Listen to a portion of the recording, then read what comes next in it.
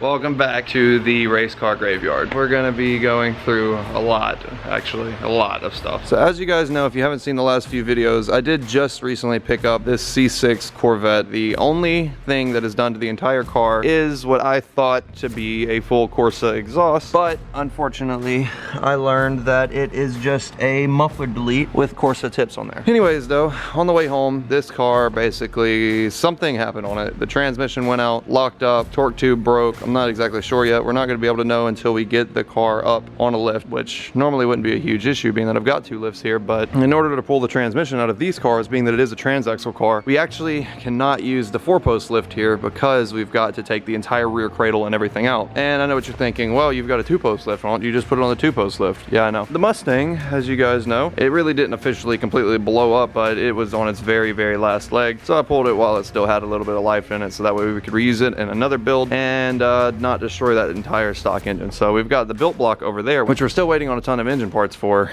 and then we're going to be swapping it into the car, which is the only way that we can actually get this off of the lift, because as you guys see, there's no way for us to just bolt wheels onto the car and roll it out of the way so we can roll the Corvette up, because there's no K-member on the car. Speaking of K-member, in here is a Steeda tubular K-member. If you guys aren't aware of what a K-member is, let me explain on the stock K-member that's over here. So the K-member is basically this piece right here. You see the black piece? It runs there and it's got bolt holes right there that bolts up to the body of the car, or the frame of the car actually. Everything basically rests on the K-member. The cool thing about tubular K-members is that tubular, anything really, is very light and also very strong. I think the coolest part about this is that I can actually show you how light this is.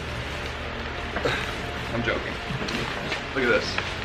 It is so light that whenever we first got it, I didn't even know that it was actually in here because it's so insanely light. But basically what we're planning on doing is flipping this K-member back the way that it goes and basically building the entire built engine on that K-member and dropping the car back onto the new K-member and having everything there assembled already. So should make things a little bit easier. The cool thing about this tubular K-member as well is these little hooks right here. These are tie downs for whenever you put the car in the trailer. You literally just slip your strap through there and now you've got a designated spot to strap the car down, which is awesome. So what we're trying to do right now is take off the suspension off of this K-member as well as the power steering rack and transfer it over to our new K-member over here, which we've already done one side. After that, we're going to be able to put this entire K-member up into the car. Hopefully we will be able to bolt the wheels up and be able to move the car out of the way off of the 2-post so that we can put the Corvette on the 2-post to pull the transmission out of that car.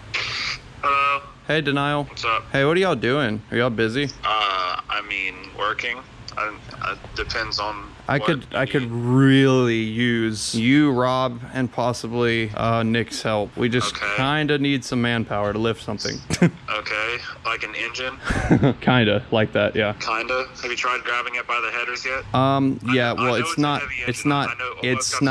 not just the engine. I know, Daniel. I know I can lift the engine. Okay. Chill out. Yeah. We're trying to lift the engine, the power steering rack, the K-member, the supercharger, and everything. So we can't do it by ourselves. We need to move it like 5 feet, but it's going to be a very big struggle. So we're just going to need all 4 people. Yeah. All right. We'll be there in a bit. Thank you. All right. No problem. All right, bye. Bro, Daniel and his tangents. I was like, yeah, we need help. He's like, oh, well, I know it's not that heavy. Have y'all tried lifting it by the headers? I was like, bro, I know. And then he kept talking. I was like, we're trying to lift more than the engine, Daniel. Shut up. Well, you could just, no. We're lifting more than that. We're lifting more than just the motor, buddy. I know you're watching this right now. Oh, you have my front runners on your car now. I forgot. I don't have wheels. Oh yeah, your 17s. Yeah, we're gonna put his stock ones up front, and hopefully after that we'll be able to push the car back, turn the wheels, and push the car over where the Corvette is. Like I said at the beginning of this video, this is starting to become a race car graveyard. Everything comes here to die. You won't? I mean, I'm a little insecure, but I'll do it. You won't do it? You're only strong if you take your shirt off. All right, good. This is so gay. Why are we a bunch of guys in a shop? What's up? Oh my God, what the? What in the? What? What's up, bro? What's up, bro? You don't want none of this, bro. You don't want any of these lats. I'll fly away on your bitch ass. Who's more gay in that, me or them? I don't know. That's really hard to say, to be honest. It's a close one. Oh my God. Oh, I know you don't. It's my extra thick device. How the f did you manage to get that bitch that tight? Oh my God. Is that a lifting belt? Play-Doh and squeezed it out of their hands. Do you know? Hang on. Do you know how many gay comments we're about to get for this? Last time I wore that belt, I got a hernia. That was like a week ago. Hey, should I just unbutton my shirt? You got a hernia? Yeah, I got a hernia. Oh my gosh. Y'all are all totally shit. Who's y'all? Who's y'all? Talk to them. How short? How short am I? All of y'all. We're vertically challenged, you mother. Hey, I'm gonna be. All right. Here goes heavy. 2, 3. Oh, this is not. Yeah, let's go. Thank y'all. Alright, put the first one now. Why would we do that? Hey, do y'all want to move the trans out the way first so nobody trips on it? Stroud. It's really not that heavy. I mean, it is, but it's not super heavy. Strongman Rab. You ever just pick up your transmission and be like, yeah, this is mine? Do I look like I ever just pick up my transmission? Do you see me? Actually, this is literally what I do in the gym. Hey, look, dude, it's almost like this thing was made to be put in here. It's crazy, huh? It almost fits. That's insane. I feel like my only purpose is to move heavy things from point A to point B. But It's far from your only purpose, but it is what you're good at. Bro, you also have a brain too good. What? It's not very big, but you know. God damn it, Daniel. Says the guy that told me that we can move this entire K-member engine by the header. I thought you were just moving the engine. Yeah, you freaking idiot. Sorry. Hang on. Oh, what was You that? sure that's the right one? Yeah, I'm sure that's the right one. What you mean? Let's try it now. Oh, there is lifting necessary? Go. I don't know. Why are you asking me?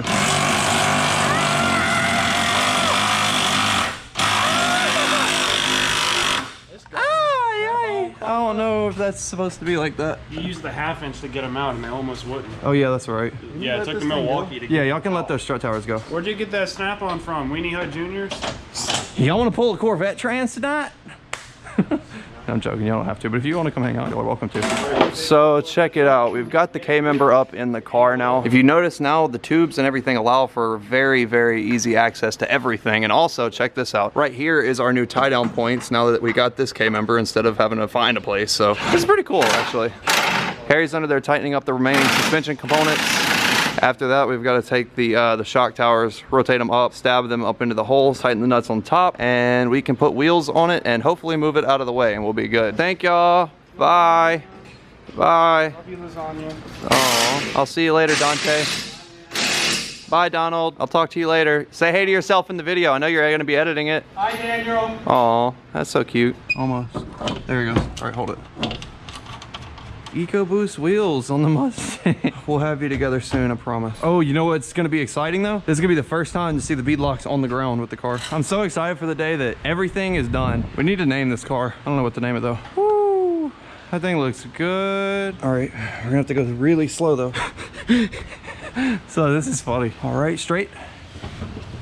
All right, back. All right, cut it the other way. So pull the wheels to the right.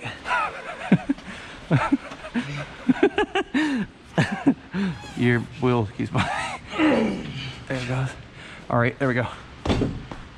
Front of the car, bone stock EcoBoost. Back of the car, dirt nasty, 1,000,000 horsepower drag car. Okay, so now we got the Mustang off of the lift. We've got, look, everybody looking. Oh, this probably looks crazy. We got the giveaway Miata. If you want to win that, go to it'sjust6.com/shop. We've got the race truck out here. The Duramax is out here. We moved the bike over there. We moved the Mustang over there. Now we just need to take the Corvette, back it up over here, and then we're gonna have to line it up straight and put a bunch of boards down because that car is so insanely low. Once we can put boards down though, we'll be able to pull the Corvette up right here in the center between the two posts, and hopefully those arms will fit underneath that car. Is it gonna happen? Hopefully. Is it likely? No. I really wish I could help you. So we're gonna have to go up like 3 inches somehow. Don't forget, on these cars, we gotta put those jack pucks in there. As soon as you feel it go up, make sure you stab the brakes because I'm not gonna be able to put it up there long.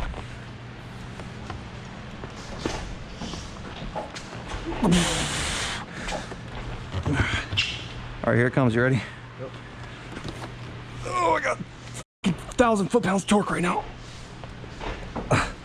We're gonna slip the jack back here under the back, and we can basically lift up the rear of the car, which sounds crazy, I know, but if you lift the rear of the car, believe it or not, it's actually gonna lift the front just a tiny bit, which should be enough to be able to slide it in there. It's a delicate process, but yeah. This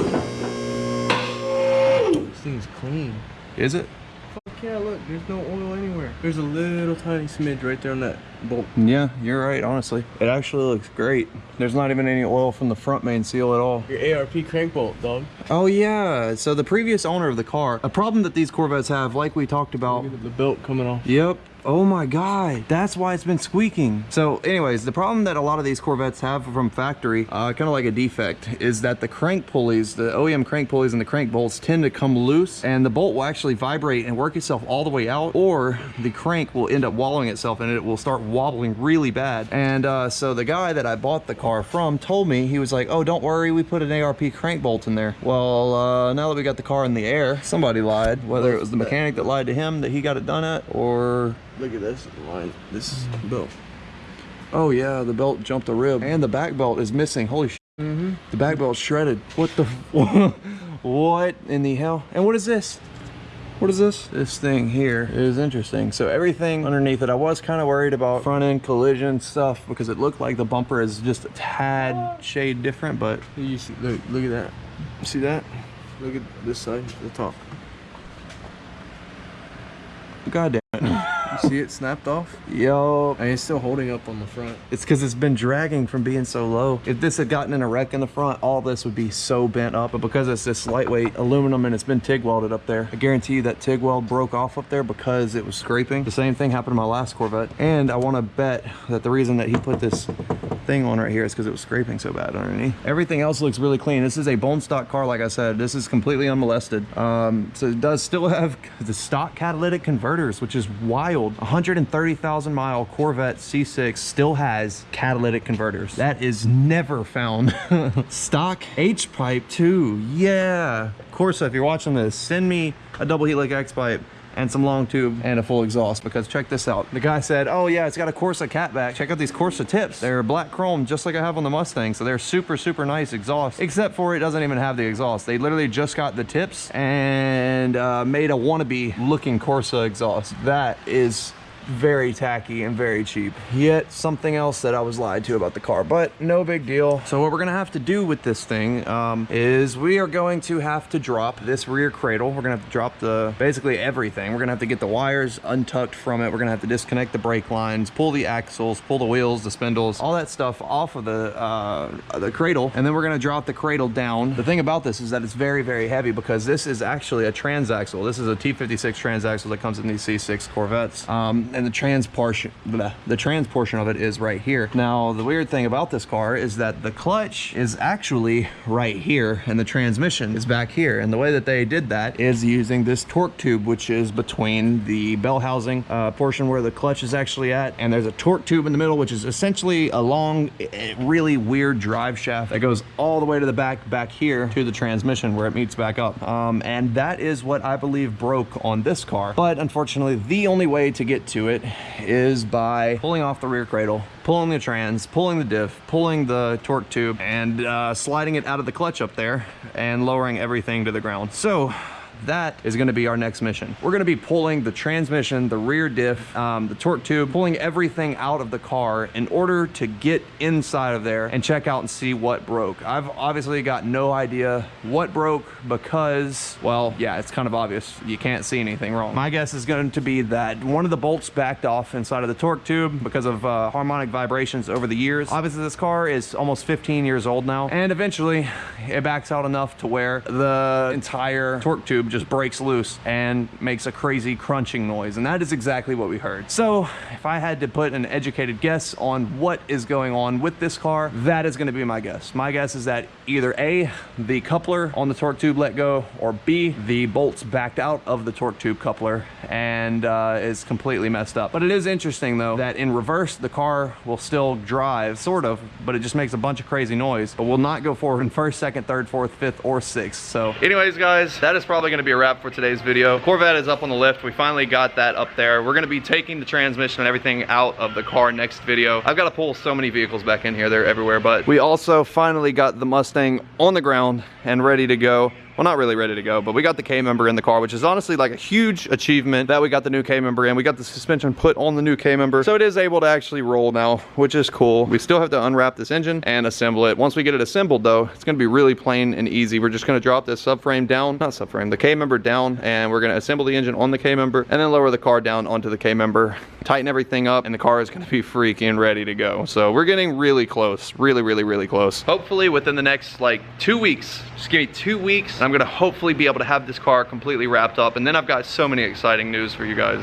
There's a lot of stuff that I've got working right now for this car. It's gonna be awesome. We've also got to wait on the built transmission to come in now that I think about it. So it might be a little bit longer than 2 weeks, but it should be in soon. And then we also are waiting on the clutch, which is the new clutch, the triple disc clutch. It's gonna be sick from Mantic. So if you guys have not had a chance to, go check out Mantic clutches. I've been running that same exact clutch in the Mustang since I got it. Now we're going with a triple disc clutch from Mantic, which is gonna be absolutely insane. We're gonna have nothing to worry about, and they're doing me a little bit more of a favor. So really go check them out. Let me explain. So you know how we're taking this stock engine right here, right? And we're taking the heads off of this engine and everything else off of the engine, the blower, the heads, the everything else. But we're going to be putting the twin disc clutch back in this transmission, and we're going to be reusing it in our next build, which is going to feature a Coyote swap, which is going to be awesome. It at this point may end up being this Corvette here, but no, not really. But anyways though, so we're gonna be putting the twin disc clutch back on this stock block, and we're gonna be reassembling it with the Gen 1 Coyote heads and everything that we've got over here. This is the Gen 1 heads that we have for the Coyote.